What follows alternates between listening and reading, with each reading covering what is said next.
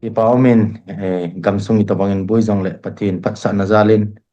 tunila pa jam ta lam kai pu KZC chairman pu Henlin Thang ai in chuting le pu let khulun ai in nangnin na phat man tam ta ni hin pi over the bridge te tunia tunila a chelaya nam din mun iboi na thu ho sei khom the ho lim khom the dinga phat man tam ta na hin pi hon je in ama sa penen jam ta lam kai te ni chunga ki pa thu khain phungen tu lai ta hi inam din muno ikam din muno aboy lai ta hi ji hin mizo se hi emotionally unstable ngan hi win izi chun ki do khil sei khil lungnat pu nat wal ji a sei khil zong hum the hi ni cho chu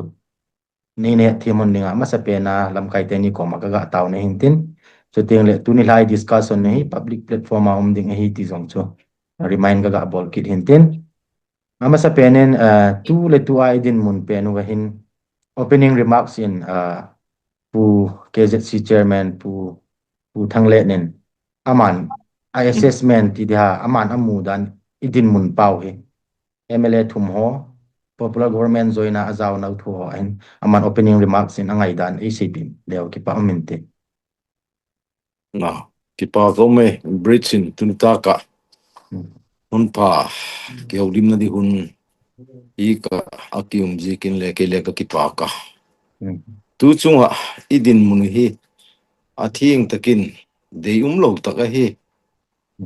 idei danin ache thei po kho kisa mi pi le confuse ki hi mi pi hi confuse ma maya ain la tu a MLA thum te hi amau impresa che hitawa KZ sin le alaki gena popular ministry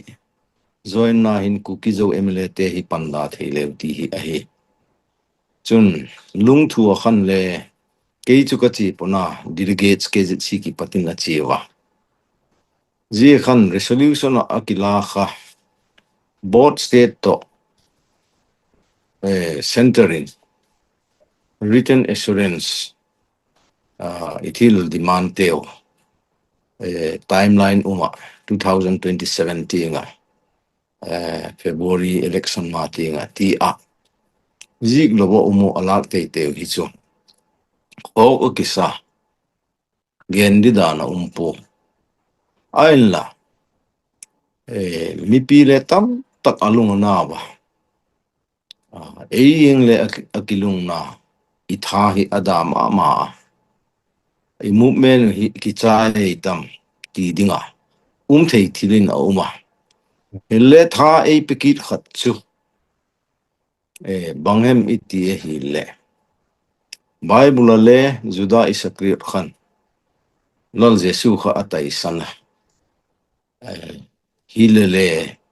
ama kha achi gidan ngain achi gol khan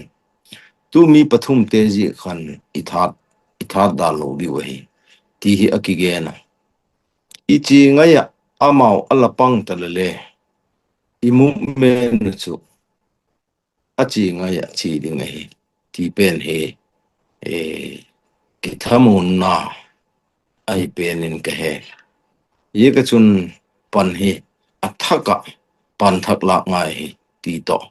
ka wa gen nong hi he o thuma puya ka gen dingin mo enge pu ki pa me pu tunila program hi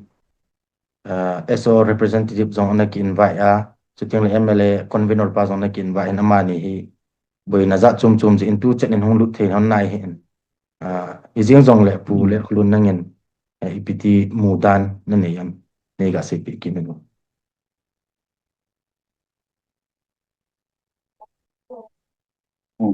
ki paum me the bridge ai ki mu to the ki driven pathen thang wa in tu la hi an to pa henlin ngin sei bunga lung thane mo min na sei di bai hel jengin to chu thil tam pi sei le sei ding hi tam pi min apat na pana jin pa ding da ni hin tu na sei tan lam kai ho hi kyo pi thei boy pi thei ai lo le consequences hong lung thei ding aphamo thei ding hil hoi asung langa ki het pi su ke a hi thai ti len tung ko zo lo din na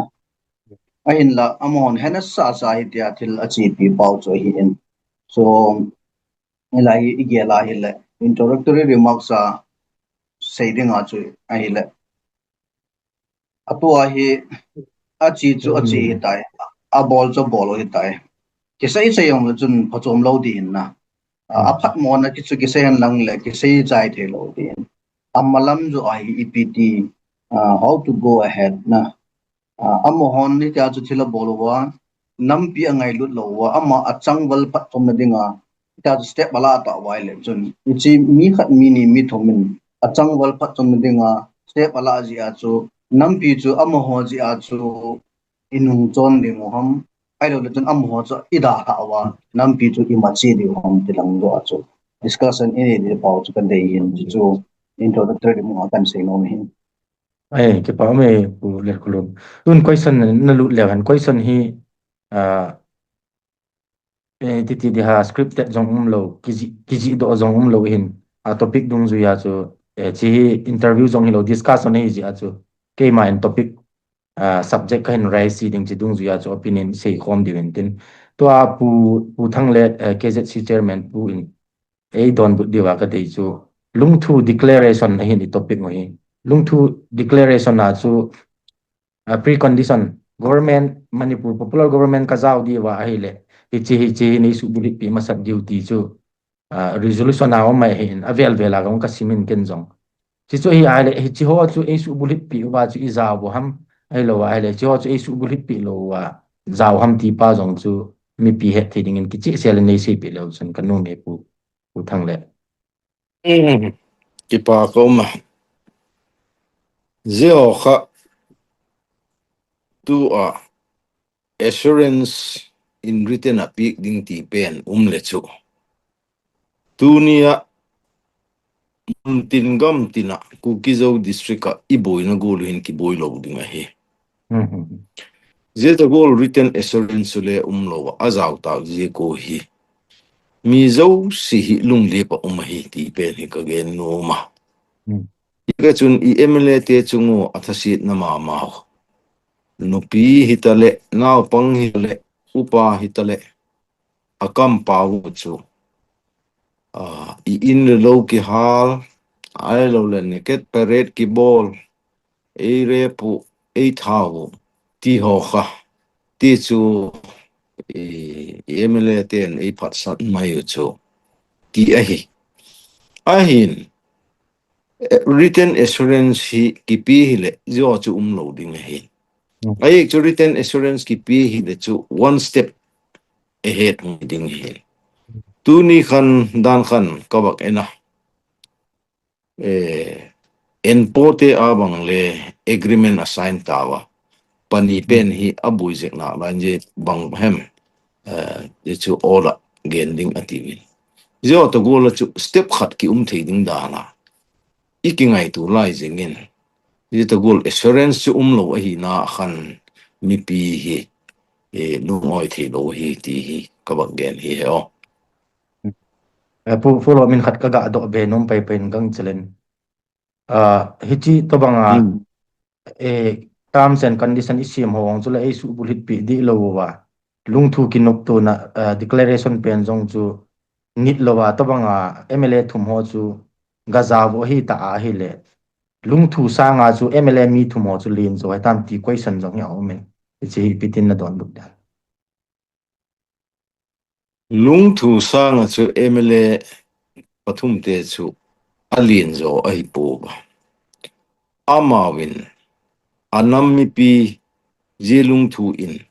lung thu iti phat le su group apanga KZC te apanga MLA te panga hita zo zo si ki gong form chun decision kila he huti a hi le dana ka gen go khan betray abol thi mau he e boroi tamaya ti kha ka gena amao alit long na wang poi thank you po tun pu le khulun nangin tua hi MLA sagi in na lai zu hin ama ho hi ipidin muna hambang zo ki hanai hin izing jong le ama ho MLA a hi na lai ju chun tu hin resignation at pi naw jong chu akimudi na hin kana mulo kha he le chu la nei ngai da min lang kan sei nom chu MLA a hi jing na lai ji wa chu by default la ama ho jong chu government as a part of hilogo ham ti chu question hi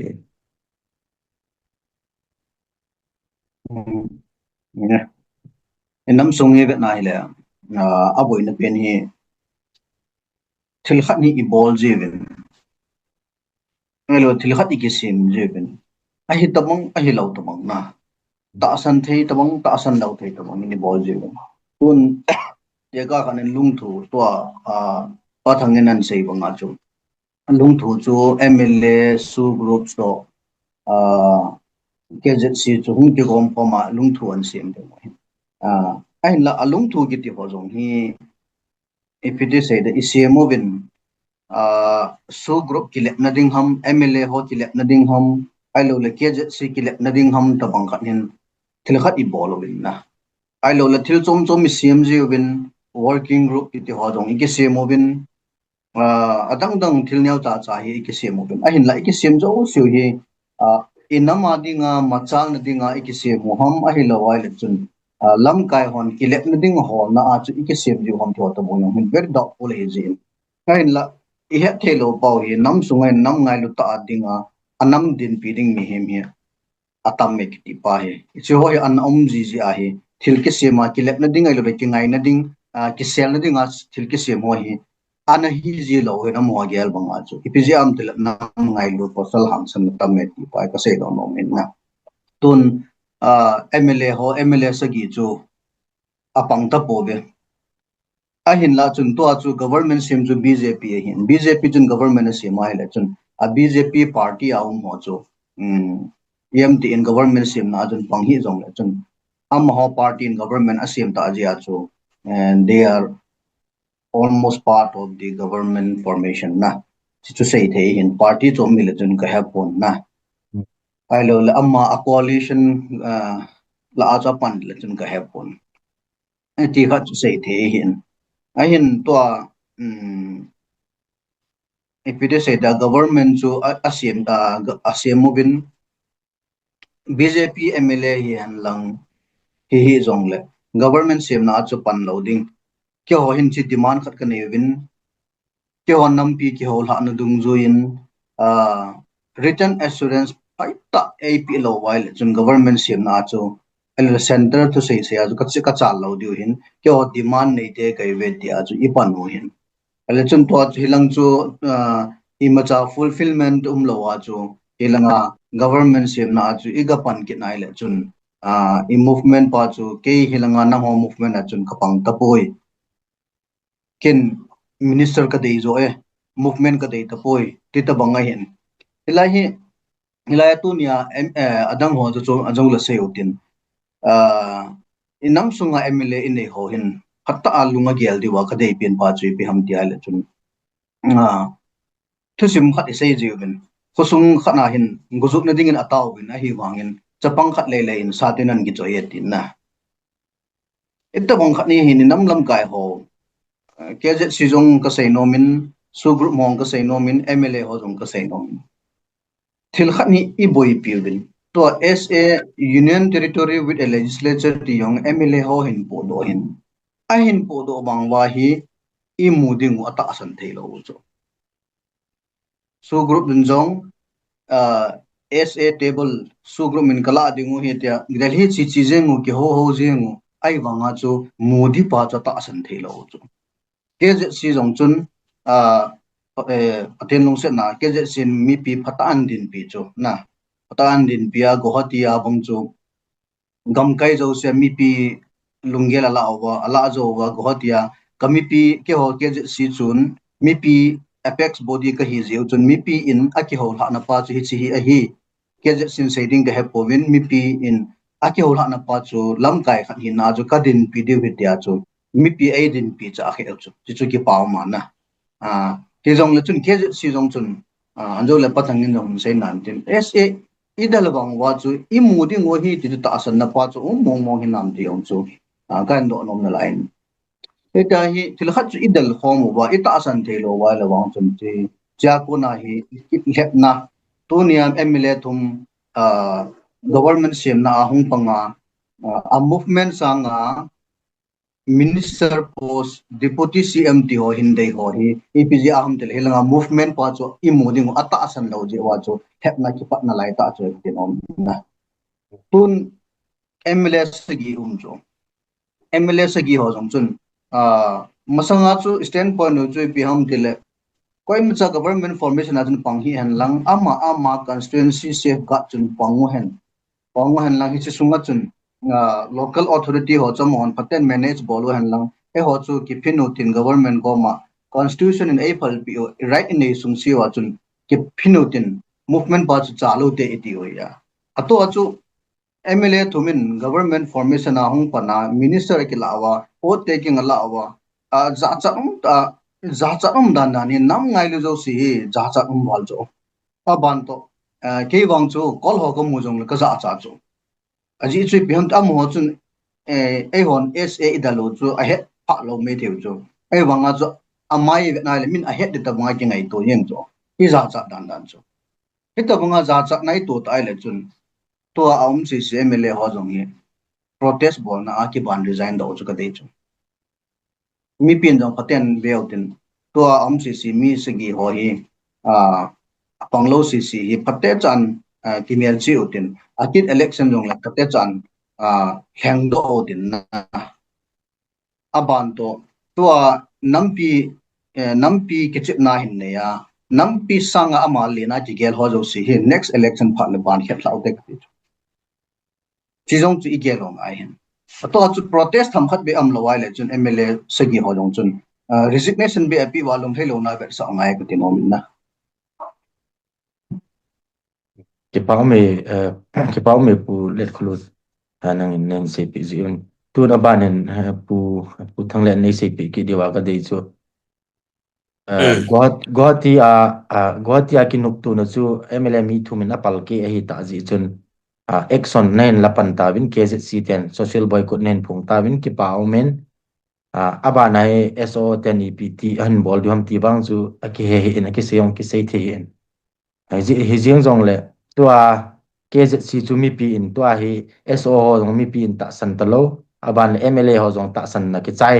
a hi tan KZC abu ki ngai ta san na chu KZC bo hi ta ji chun tua boycott nen phun pe no hi ichana effective zoding nam ti jong chu lung sai na pan ki tan aji chu Guwahati a pen jong chu apal ke thewa hi le tua boycott ki phung pen jong hi ichana effective ni ham ti chu mi pi hin lung sai na jong anein ki ngai na the ta de na ama hon jong betrayable kha ki diu ham ti question tam ta o min ichi chung chang ai pi na sei no mam tule Ichi chung chang hi bang te ke a hi a video chi ki ta lo ha a chi ache ki choi yong la chun kho lo chun ti chun yong bang khat ai tu hi boycott social boycott I bol pen kha asang thei pena idem na ide lo na it sak na sang thei pen ki bol ei ta je chung hin je khe la sang ding hi le ta po mi khat ahem social boycott I bol pha tu le chu ama ahin khu a dinga chu thil za cha tu ma hi ama ban socially boycott hi ti kha a hi zapo even I bol pe no kha ama alive kha min je go le ai etei tai ti kha akiso ai ta aman khok asak lo pa chu chu mai ta je hi mi pi in I bol hi pe nei ta phot maya je ka chun ke silam ai le mi pi na ging cha thei pu iti pen alung liek di la ti pen chu ke si su isten hi ki sten jing hi bang tik lai le ki sten hi inam ading hin akipang zinga je boycott iti pen khachu nam banghem zat le inpi banghem zat kichu khoma ki bol hi be chu le chu amount le ji a het phat le boycott kiti pen chu a future radinga future thi ta pui ti na to banga he tun ke kem nang le hem khat le village khata la cheng ta je village pa chun et san on pu na hi le la thi ni hi ta he la ki pak ni hi ta he mi hung ta lo di hi je ta ka ba chi te chu a chi khom te to boycott khom ei kit mai ti pen hi he din ka de ya ye ka chun tu ni hin mi ten le meeting now ki alamu pa tu le boycott hi anasa thei pe na ki bol a hin asang pe na hi ting tang mi ading a chun ye ka chun amau le ji ki pat ahung ki lungel thio kanam pi ten le hiti tieng e bol ta su tia ahung ki le thei kha ku le tina ki bol e ahung ki le ki le chu I boycott pen chu akila dok main tin akile lo le chu akit phat le I boycott sa chu vote khedi in bang khedi hin le ki bol thi dik ta lo wei ti pen hi ka wa gen no mai Ki pao me pu pulak lu nang hindong pai ki ning kating tua chu KZC ten boycott abol pe no hi hung kile ki nun ti na hi nong kile ki ka se wa chu ti ti ding hi ti khat hi en ti ji le tu hin jing ham thai ham le hung kile ki ta le politics sa chu political impact I chana om thei dem ti chu nang nen se pi wo KZC te chun a bol ding a lom khat cha bol hin na ichiwal jong ju ipi jong a bol the di hom bol di om ta lo hin to chu kuki zo mi ten kanung sunuin na hoi boycott ko bolubin nam sunga panin outcast ko bolube chan gya nam ke hona ahim hima nam pi ke howa alung thu jong hi om lo khan hi akre no hin na a pataya ko te hi akre ta ve I accept mo cho mi pin ki accept mi pi pa na ke bai bogin lam kai on thil khan an bola hi le chun ilung thai no na tam pium jong le min lam kai na bol he india mi dem mobile go nga chai ne la nga cho ike hei thâu thâu jiu hin na tu ne chen ya na vele chu ike hei la thâu thâu hin mi pi ipun si ve mi idem ha speculation apprehension ho imo bol ve iti wa nga chu a chai ne le chun lam kai ha na bola chu ike hei thâu thâu hin chi hi ipat na ta ha hin tu alung thu jong a ke se mo vin ke si su groups le mla ho chu lung thu ka hi vin ke ho chu ka ki ho wa hi le nampi ke ho na he ti on to seven ki chu in lo na tampi seven ai wanga I accept tho tho bin izui tho tho ta bin alle to chu tun mla thum hin alung thu ke ho na nampi ke ho na pa chu kisanga chu ke ho ka len zo be na ka ki son na om zo e to kang po pi lang ho bong chu ipidinga ki im de homo aki son na pa ji pija ki son ham ne he so ke ojula na ipidinga chunu nem cha chun ipidinga koimacha nampi jong ging lawa nampi ki hol hana jong chu imacha ging lawa chu ipidinga chu deputy cm chu la a koi macha emotion mi hon ipia gelding ham mi hoi chan ge na sa di ham me tha na pa na igen the now is zoom now inu mai ho ki bol na ki rep na ki thana a bong bongai ki tan na lol ki wa tan na a ban le gen cha kaya ki kai now athisa jong chu sachana achan no na a ban to david ho bong chu alu ki ta lol ki tan na thopala ki tunga na min trophy an ne ai bang sai bol wan moi se tai bol ho chu I pitinga lai chu het thelo ham gati chu pulun kan pulun kan I'm sorry kan di stop jong ai kan do pen pa chu tu bang chun KZC ten boy ku phun khum jiu chun ki si wan lang hung kile ki ta lew e ho a movement ut ki saya politically impact on them aki khel thei dem ka ti chi ka chuni ga se pio ti chu se ong ka se nom lo ta be pija ka se nom lo hom del hung yo hung kile lo di hung kile lo diu sayong ka se nom pon lai to ji chui biam tile min bol nge tia nam ngai lut na tham khat chang lo ai ta jo bol ta le chun ipia chu ake hung kile ai pia pangdi am na nai pia pangdi tu chun ke je se te chun lung len ta ke je se te ka pa cha ne ji chu e ha dang pe no mo hi hin aban to nam sunga hoi lang langa i lo wana i sei ti de mai de mo ni rong le tu chun ga nam pi din pi pol ka pa cha mo mongin tu chun na mo chu hung ki le ta han lang le i pi political impact om di om lo pa thang chu nei le dan dung ju ya chu mi chu hung ki le la ngai dam ding kai lu de chu ki ngai dam in tin i hong sunga chun ki kai lu ta be ta po lo na problem lo ai bang a chu amo jong chu hung ki le lo ding a i kai lu na pha chom di ong het ta lo na bao mẹ của luôn tu ni mi ngai da mu ten na ya thu se hi ne khat ta boy jap tan na nghe cái hệ thêm số kề về anh ngay hòn giống này hệ thêm số kề đi về bula cái gì bằng à chú aqui mà dấu gì hệ emotionally stable aqui mà lo phụ nặng na pa chân ai pu yu hệ gì hen anh hệ thêm số kề tên pule nên tua ai gạ xây bị đi vào cái đấy chú tu chân ai hen xây chú background to bằng giống này hen tua hệ aqui mà pen chú mà ba na kal sun đi đàn future zo hệ hong hệ gì hen tua hệ MLM mi sagi hệ din mun kichi nai lo inei na lai o men ama ho chung chang tho a he KZC mi pi ki vai hom now political le civil society adinga ho adinga apex body ai ni KZC ten ama ho hi itobanga direction ball in tiwam hello le ama ho jong hi tia hi anok nok aki ball thei di wa phalna ki pi ham ti chu u le ne ga se pe lo phante tu tiếng hin amao anok nopa palna kipi na he umpo hilale i society hi iet golin office a ipo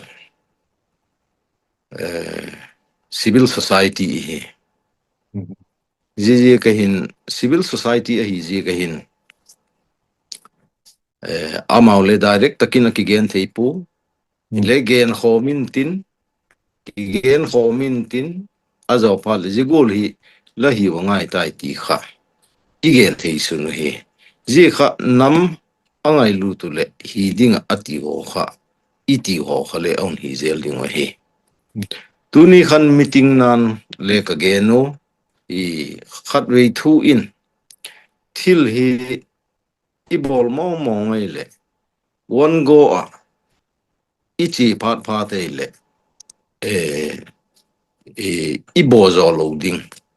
ahung phat le ari bounce anatalo ejon step by step ayik chu step by step ai la lo phat le aboy ti jeken je thu chu le ka gen thobu hilale all in khat wei thun bang zo si bol zo go pu hitiu tunin a boycott thu en hitin akit le tu a employee ho government hung din tak le on ko kit ding thua ji hi bangola protecting hem thu le ka geno yo chule issue ball ding ka tiwa itu jing lam thailam bel le ung ki bowling tin itu step by step ung ki lading he chun ka ngai dan khatin a party a hi ba party a hi now so tu a popular government he a minister la to a minister la lo to khat ai thobu hi yeng talele je taka minister post offer dela wa tai chung lo a umo hile yiti kha al khole ya apan na ko le pha hilo hem ti na bang le kanaya tuin lung thim takin chu athing takin lung thu hi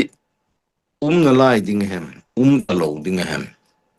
ai lo le lung thu hi IC wa umai tam ai le je pen hi bang ti ding hem ti le review khat wei hi bol thaka bol ding hin tin je phat chu le je thu ho chu le ki gen le ti hi akinoma ai chu resign loading tu ki resign un impact a hoidi ai lo le a hoi podim ti pen chu le et hin line tin tu hi chu KZC ai civil society ti ichi pi da no ichi pi de I hat zodin ti bang lungel le na la ya ye chu ahun to amun lung zia et to zel hin tin chun dana neu khat ka wak gen num khat a uma pulun kha a emotional thim tan ka he I emotion he if we are blinded by emotion he partly igel rigol hi ki gen the ngai po Japan hi ke chu ki control ham se ke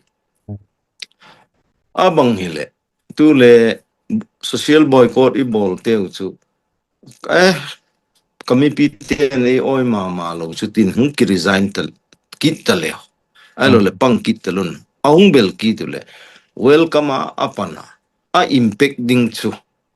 ken chu anasan ka koya au ki le kit lo pen thu ka gen za po ahung ki le ki theu le chu government la male ati tak takoi ti na hi ami pi te ma akibel ki toi tai ti phel na chu center le impact lin tak dinga hi tu hin maban ichi ding zel dan hi step by step consultation bang le ne ya bang ne ya tu hin rally ding le jing le numai ten bol ding hi wa Cookie Women Organization for Human Rights to ITLF Women Wing ten bol ding hi wa chu Japan chu le KZC le rally neya azo khale consultation to bang le ni a phadim ti bang hi le lungelin kanei ta ba zo chu step hi tu a ichi hat lai jing kha ministry a ahung panule neu khat drawback a ta Japan chu yung push up kit na dinga step by step ahung che to ding ai pan hi ti pen hi ka gen no ma ai chu mipi mipin bangolin tu a numeite rally ho ale bang hem un bol ho boycott ipun ho response ho kha hung em response ang hoyele lak to ding step hung umai chawan response khi hung hoilo ma mal mipi bang mai ta pui ong ti wei kha kai le chu in ha panin pang le bang ma phachum de lo hi ye ga chu mi pi response kha all et to okay a hat to zel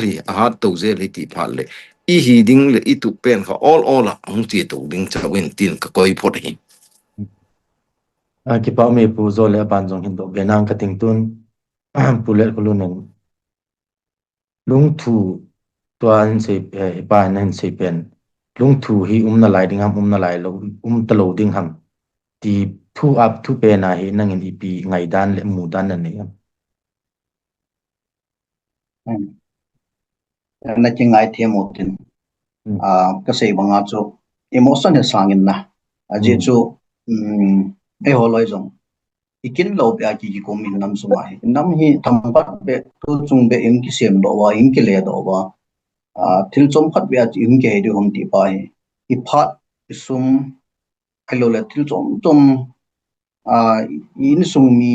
ji chak phat ki san ki la do boy pit ki ho pi thei ki ho pe to hom pi thei ki ho pe he ta chu thil ki bol a hin la nam ngai lut na hi tham phat pe jong in nei thei lo pau hi chi hi po na hin na chu pi ti le nam ngai lu thei lo chun mi pi alam khai ham ti ong chu mong dam ta khat hin chu chu me num tan tin langa chabung ki le ki no tin long thu chu ama ho lung thu chum anjo KZC su group to MLA ho chun to homowa decision la dingo he chu ama hon jong azui dio nam pin jong azui ding chi chun lung thu nam pi ki ho la na hi ding hin amma ho le in jong amma ho sung ka jong chu amma ho thu se jong chu aki zui to the ta lo wai le chun lung thu just one second lun langai thim ti mu ji lam ti bong lam khu bui di da ne phone ai bol lo ka bak la phot mai okay nge pa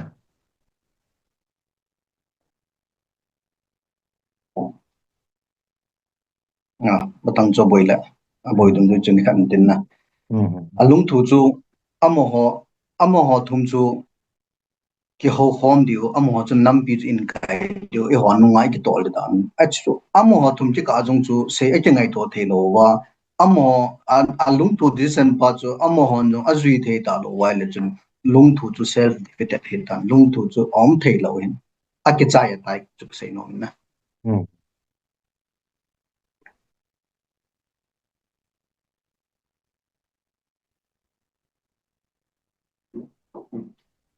tibong nang chu zo video clip ong viral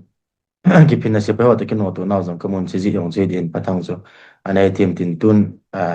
ama kitay kain ko isang kain do be no min pulun zo hin saying pe no to MLS gi na lai ho zong hi mi pin khat ve hi ita san na pai khat ve kitay ting le ta san ding hi aha sa ji ta na hi hin ama ho chunga zong hin mi pin ta san le la tam pi ki nei jin yenge khat le ni achuma ga sei ken lovin a thang pia MLA ho hi na wa ji ga sei ai le ama wai minister post a chan lo ji ati ai dan dana ham ti jong question thein na setting le ama na mangai lu ji wa chu zaw lo mo ni ti a ki gel mo nga ham post chan le chan lo thu ina pu lo wa ti jong hi lung gel ngai da ni zat ni na chi thein ke chi nang ma honest opinion na nang ma mu da na ipiti na gelam MLA ki ti chu akai do bai lo hin na aban to adi ti ai ho alhang pia chu movie hoi ba ti ngai le chun anam ngai lo khat chu agam hin sem thading anam hin sem thading ami pi hin sem thading chu khat chu MLA ham bana ki tun do wa min phat chom na nei hin na e ho chu hi lo hin e ho chu ama phung hi chu khu chi phung hi ja chu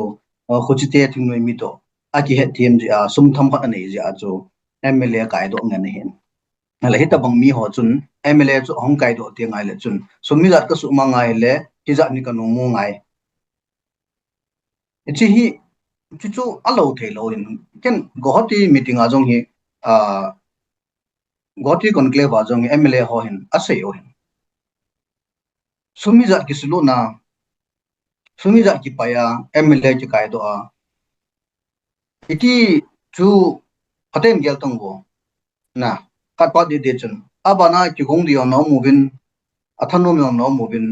kyo ni zat ka sulu nom ti ho jong hin annam thu ki sei lawa sumi zat ka sulu nam ti ho pe ki sei cho na ti chu alo the lo taw te let's leave it na ai le chun politics a alu na ai le chun a political career chu akibe te ngai cho kun honest anei do ai le chun honest an saying te na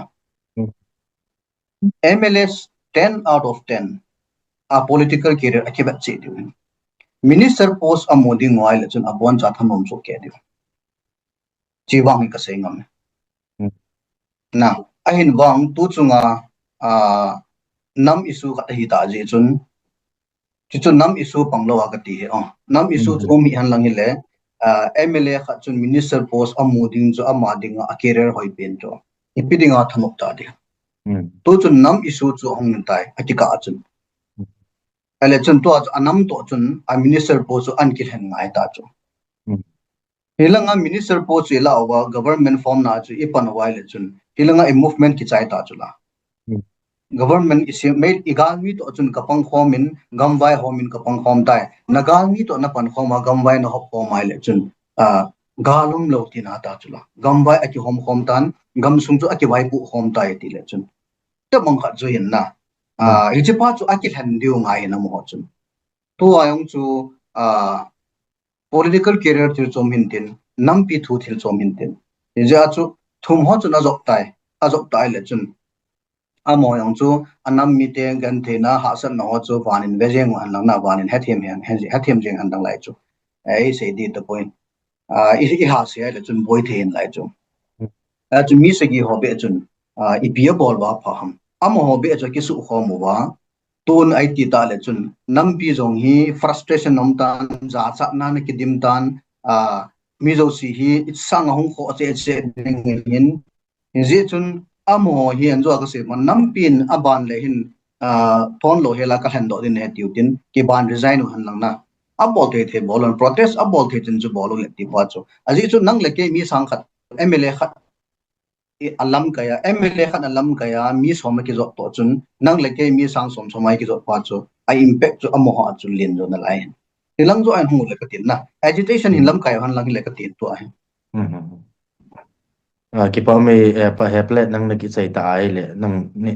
to kain sei hon pen chu MLA ho position ai it dan thu pau chu kan sei hon hen ke nong kan ho PG in MLA ho jong chilaya bridge sa jong hen tam ta ve discussion no ne kinin ama ho thu se ya ko na mu do thei pen chu a position yong cha secure ngai a hin min chet bang chu ga pha dang ka ting kin pium ta khat MLA ho la khan a sei na jong chun thing se la sei na chun nam pi ne ki ho tu wa KZC hamin apex body ai ne ho chun assurance AP wa ki resign win lang item kana by election ki na jong na ho ma an contest na ki son ki di hi tia assurance ai ki pi khat le chu mi pi in bol na ti tiu chu ka bol thei di win chi chu lo wa ai le ki ho adinga jong a sai a ti jeng win thing se la hi chi chu EPGI in na bol thei lo ham apple Zihi adika when it comes to politics electoral politics mo ai phata ille eu hi ngaidan nampi ngaidan chi pi lo iti tu gur chu tam tak I seka Zihi unite I zo lo now hi ai seka Ji ka chun nampi in ai lo le KZC in ki resign tabun ETA le atang zo si kha by election kha isuk to pa nga ya ama chok din sak ngai ji ka hin eu hi unity nei lo te hi wa tu jeng hin le I hewa ji ka chun KZC chun okay supporting ka nang mama ka tin tak di we kitita hen la ai le tu gola unite unity inei lo hi le a hai ta ai le by election na chun KZC chun chu panha la kin la tal hen le ala pet hung ta hen la kai lo ta le a responsibility kha a thieng ka ge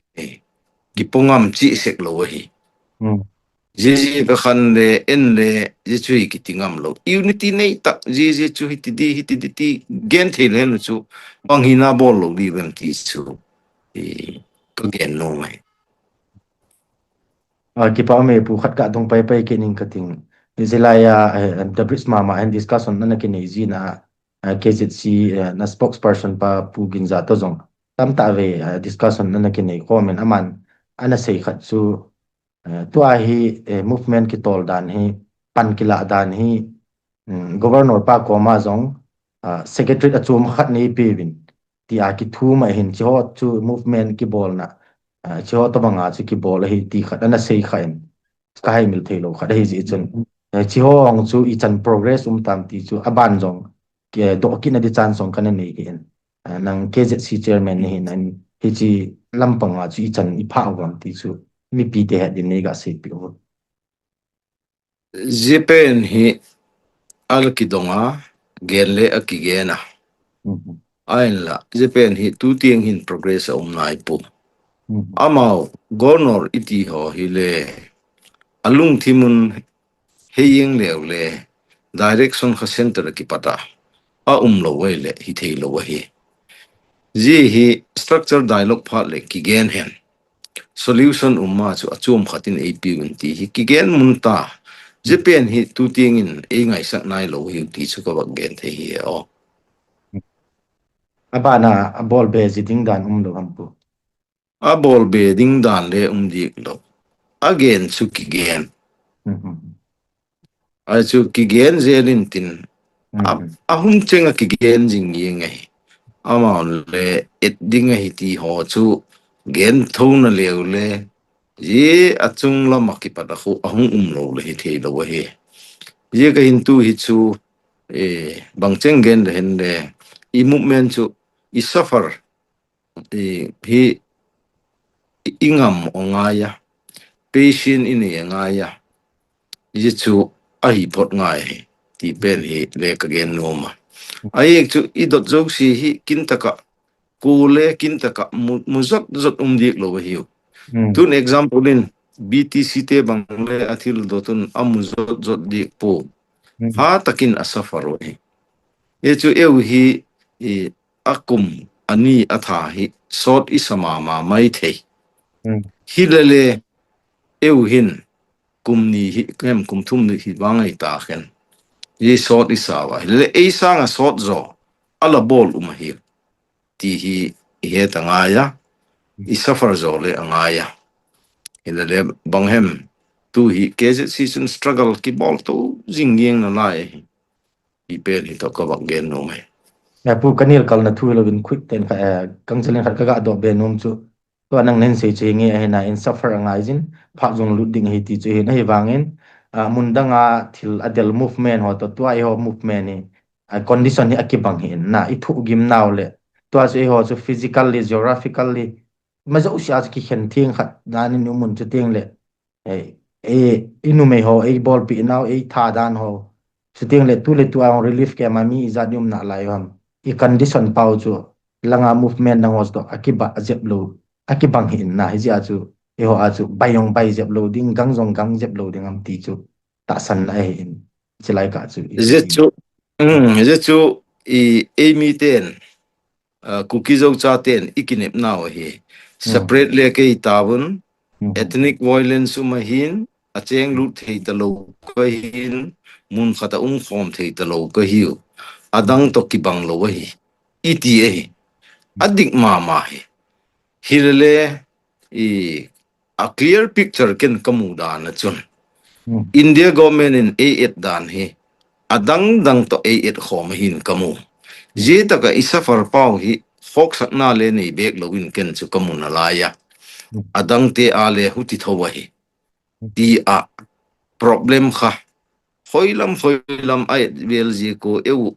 eu hin isafar di ku iti we he amau mit mu achu asafar di ka imu lo we hi alenga itaka enpote problem tip tripalente a hiu adang dang a hiu zo khale adanga eto hi aichu amau khan se hol kha on et phatule abik takin Maharashtra bangle bill te ti ho hun le separate state athu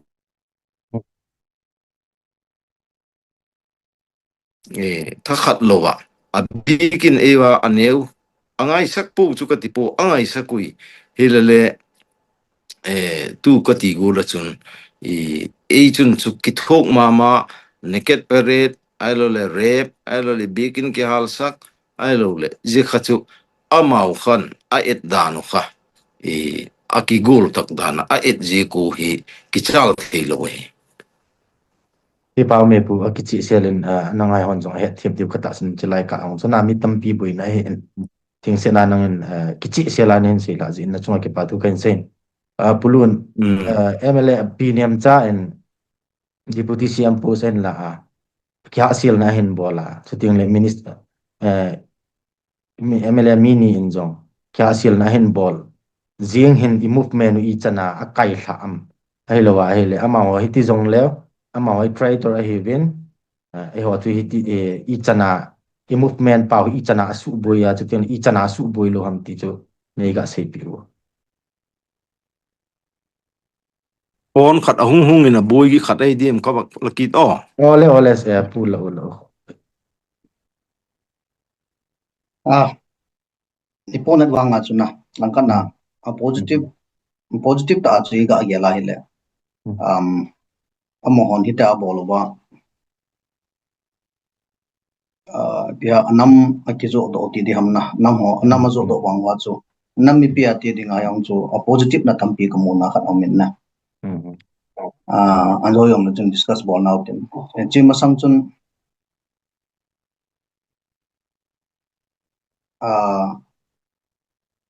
kasai nom pin pa chui pi ham dile to chu pinem cha chu nun yang cha chu direct nga amin len pha je chun ama chun example ga lang ka ting na ama chun kangpo pi lang chu ama let na hin alet na pa chu pi ham tile ama chu MLA hi ja len hi lovin tin aloi pa chu KNF lam kai hin na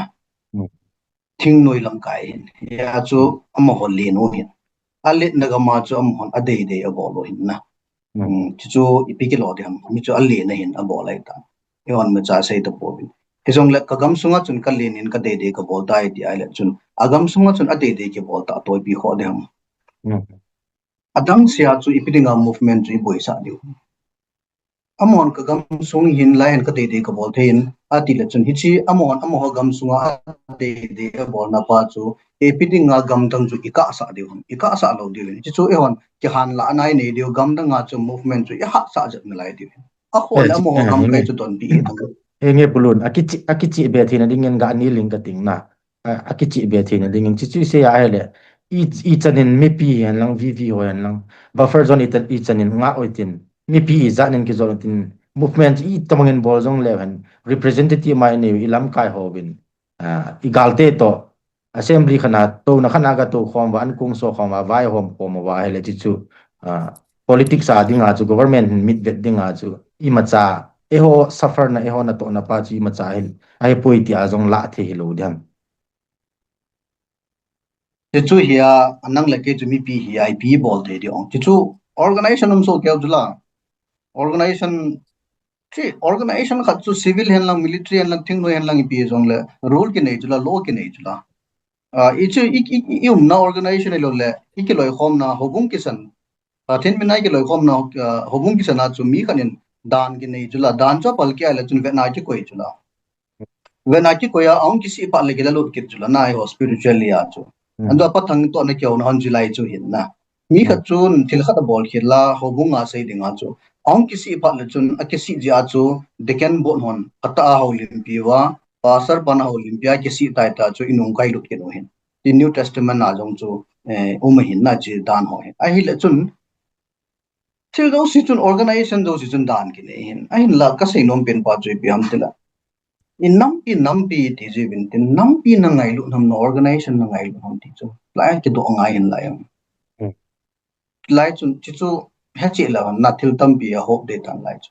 ma sei dang ka ting na chule pulun to a hi piniam cha hi in to a MLA mini te ni hi in piniam cha chu deputy CM ji cha ma ji ga kimin phaji hin na gel khel pur din ama holoi hi to a hi mi pi atam zo hin betray bolove ahilawa aile Judas ahilawa aile ama ho hi piti ha namzu do he tiango na ine yu hi ama hong chun tu chana chu nampia dinga contribute bol na tam ta jong anom mai te hin an positive langa vet na hi le na hi chi direct nga e hon to banga gel hi di na mai lo le ama hen behind sel gu a hi pi nama dinga agel wa bol khat tu in te ti namu theyam aji chu ama ho jong chu angol hi lo ji u chen na thil kha chong bol ta lo aji khat mam ai lo ale nam mi pi de a vet da val be se ji wa so direct nga amo bol ji mu internet ti behind ai ep min te ti nagin chana lai chu sei lo thelo ka nin na ilong han cha thil tam pi sei thu hin na cha lo thelo ka nin sei nga hin lai ong chu aji chui biam te la khaten ni wang chu ka ha poi na anu nem cha jong chun aman deputy CM kala hi la ichi nam sunga dinga ichi ka bolte ku chi ka bolte hi ta pan kala the tiong cha ma self ama hi na thil pha tampi ka bolte to CM pa jong chu ama dinga very close so na very close hi chu ale chun CM tha pa chu to chun close ka hi na chu hi chi ka bolthen ama chu manipulate ka bolthen inam sunga ding thil pha tampi ka bolthe atia bolong hi mai theina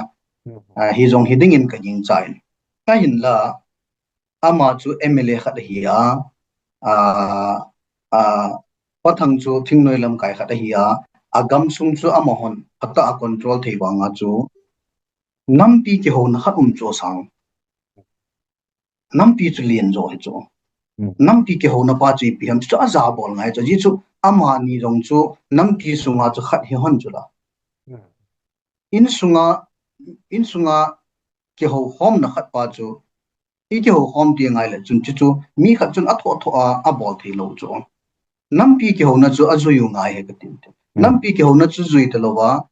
in thil pha chu gel mai the nan te e hon i mu pha lo thil tam pi chu gel nan te na maybe a hin la ilanga nampi ke ho na za lo wa kin ka bol thei nai ki te langa i de ki bol pa chu lai chu pum ja di lo he ka tin na Ki pau me pulun mau kitman kalau pi hon ta ta chu thinge twai se ho chu hinge si zong chu hin na pu athing selin pu hau khule hin koi zong emily hong chu personal engine ki ho pi hin ama an alung thlai lo naw zong omen na aji chu abon wa ni zong le khat le ni emily ho khat le ni na lung thlai lo naw zo pu thang le ka do chu chi issue pen chu pressure zong lo na CSO ako na pressure zong lo hi ti bin khat ti bin ti zong hong chu di lo hi cho chu ke ho chu hinge MLA khi ji wa chun ke ho chu taking nei khi ji chun dan en e kan khat nu chu na na obligation kan nei yu be ki zong le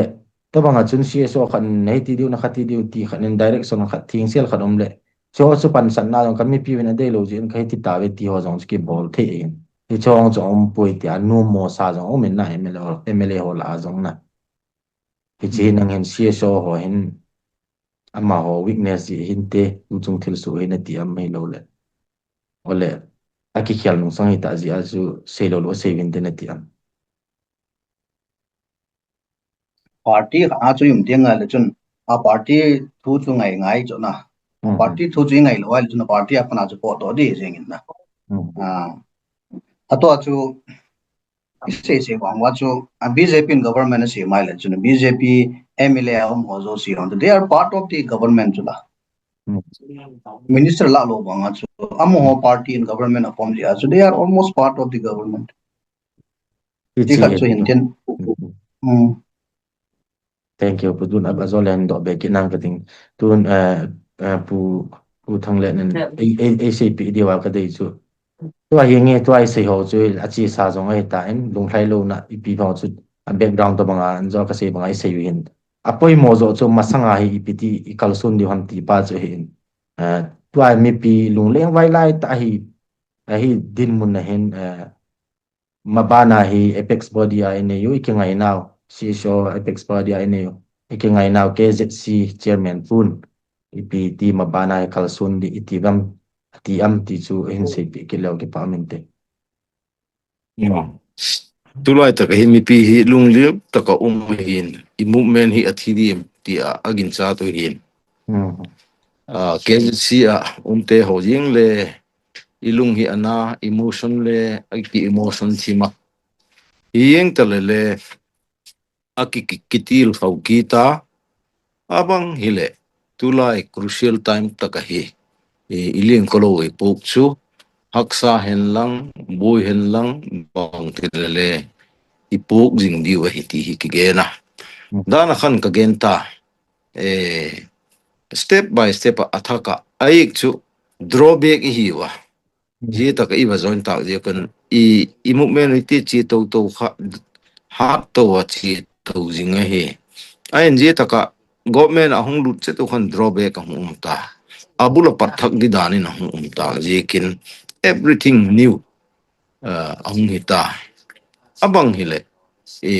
political dialogue hi su group ten ang patu hita ain su group a hile chi hoi to thi dingai nam chi hoi to thei lo ding ehem ti bang hile lau thon takin a ta kalung no mo na pen chu tu chung a meeting wo dialogue apat dingo hin AK Misra le government in popular government hung ding tai ti to kitu cheta ama ki thing ki dei ta chu huti le athak ngom le abulong ki pat de hin atu ile KZC le structural dialogue ho nei ding ti ala ki gen pen kha bang tiang hung tung diem athak chu to athak ngen to yung pathak ding hi tak jekin step hi all in lak to kit pan ding hin kin ta ka chu ki chal lo ding hi ti pen le ka bak gen lom hi he o pu chi chu hinge pa chu lut nan te so nan te hin la e ho chu IDPs relief ke ma jong gen the ta mi tam ta hi ji uchun ama ho chun kum som thum lut ding tale ama ho dinga chu EP future lo to bang hin ama ho dinga chi pin se pin IDP te hi athing te kin gen le kum som thum lut ding a hi za po eu hi ki thunga yanga ya tu hin IDP te hi resettlement le abol pano resettlement chu chu igam tu takahi ilu ki thelo ngam le tam taklom na la ya security point of view en je ka chun i bang itidim tu hile IDP te hi mar chan chau pi dinga ti hele yo chu le i hi jing koma i no nga hi ka gen no ma bang tinga bol thei ding hem ti hing ngaya bang ti sustaining hem ti le en le hol ngaya ai chu India government kinga ki phin i le i ki phinai le i ta ka IDP te chu ngai sak lo ding ka ti pu ile amau le ngai sak kom jinga eun le sustainability kha i ki hol ngai ai chu i nek le chak bet kha ai ta pu in chen lo chen le si mangai ta ahin ipil mama ding khatu chu tu hi eu hi illegal immigrant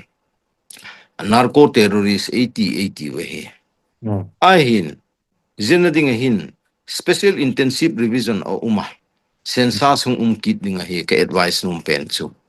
tu in haksam ma lele agama la nawa lagam gamo hin se ayawai PMAY atiwem jo khopik dile lagam gamo pik ding ti ai le je pen hi